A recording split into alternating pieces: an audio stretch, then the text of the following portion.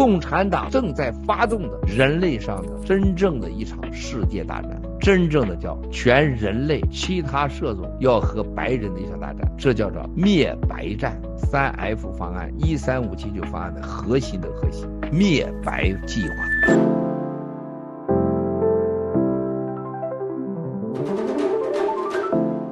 I believe that a lot of people like him have grown up and been surrounded and isolated in an intellectual and socio-economic and societal bubble that's kept them separated from the hard facts of living in this country for a long time now. So when you see them come out with this shocked response to a quite legitimate question, it raises questions. So let's educate these people on what it's like to live among these people, the views that they hold, and the kind of places that they're coming from. And maybe then they'll understand why people are a little bit pissed off. A Somali sex gang say that raping white British children is just part of their culture. It's not a one-off, guys. Permissible to have sex slaves in Islam, says a UK imam. White girls are filthy. Wives of Asian men jailed for raping vulnerable British girls reveal why they blame the victims. This isn't just an isolated case. These aren't just one-offs. Many people think that this is a pervasive and unifying aspect of Islam. That you will always have these people when they believe in Islam, when they believe in the Prophet, because it's a part of themselves that they want to let free. They are barbaric. They want to do horrible things to children. Islam's just the release, the ability to legitimize their primal, disgusting urges and their horrible, evil temperaments, to let them flourish.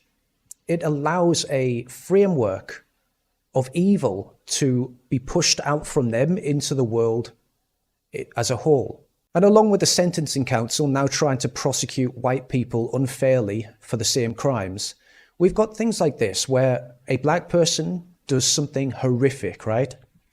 But our Prime Minister, the person that we trust to govern the country and protect us and our citizens, comes out and defends the murderer, calls all of you guys a bunch of racists for even reacting to it. The disorder is intolerable. It is incapable of justification. It's clearly racist. Denies it has anything to do with Islam, says that he's not a terrorist, and yet everything that he said in that instance turned out to be the complete opposite of the truth. But when a TV show comes out portraying a young white boy as a stabby stabber, Keir Starmer's all over it. Suddenly he's calling it a documentary, he's showing it in Parliament and talking about it. He wants every single school child in the country to watch it in school mandatorily. It just seems a little bit strange, as though there's certain interests that he's pushing for and they're counter to the interests of the country at large. So I'm not going to play the video. You can see this guy is currently being assaulted. It doesn't say where in England this is, but he walked into a predominantly Muslim area, let's be honest. He was told he wasn't allowed to be there and then got the shit kicked out of him. And I've saw the video. There's not a white person there apart from this young guy, and people are in two minds. Like you've got some of the people who are milling around talking about it, but not actually stopping the people throwing the right crosses every now and again. And it just goes on for this. And I wonder how long it went on for before it came to this point, because the guy looks pretty bloodied up and beaten. So this has probably been going on for quite a while before it got to this point. And they just didn't stop. And again, he's the only white person in this picture. Is this a vision of the future, where it's unsafe for a white person to even walk down the street? So in his article, Tim comes out and says, implicit in the Sentencing Council's guidance is the belief that when you operate a multicultural society packed with groups with different values and experiences, advantages and handicaps, the only way to achieve equal outcomes is to treat people differently. Now, a lot of people celebrated the fact that the Sentencing Council's guidelines were shelved. The council itself is still there. The guidance that they put forward to target white people disproportionately and give them greater, heavier sentences for the same crimes. That's just been shelved. It's not going anywhere. It's just waiting around for a bit until maybe another time when it will be more convenient to push it through. But they don't need to, guys, because all of the standards that they're talking about, they're doing them already, and they've been doing them for years. Here's a young lady who made a Facebook post. She got 3 years in prison. It wasn't violent. It wasn't for theft. It was for a social media post that was deemed offensive. 3 years in prison. She's going to leave her. I'm assuming that's her daughter.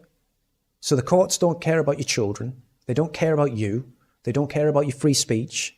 They will lock you away for even the smallest little of crimes, because it's all about those quotas, boys and girls, while this guy, an asylum seeker, Arman Singh, lured a girl 15 into his car on the promise of vapes, where he did awful things to her for quite a while, bit her, all sorts of different stuff. He got 18 months. So you can rape a girl, get 18 months, but you can make a saucy post on social media and get 3 years. The difference is your skin colour. Meanwhile, let's say we do actually catch these people, they do get sent to prison, and they are foreigners. What do you think happens when we try to get rid of them? When we try to actually send them out of the country because we don't want these scumbags living here? Well, the latest instance of this is a rapist's criminal record is so bad that he can't be deported. So apparently he was going to be deported back to Jamaica, but in Jamaica they couldn't guarantee his anonymity.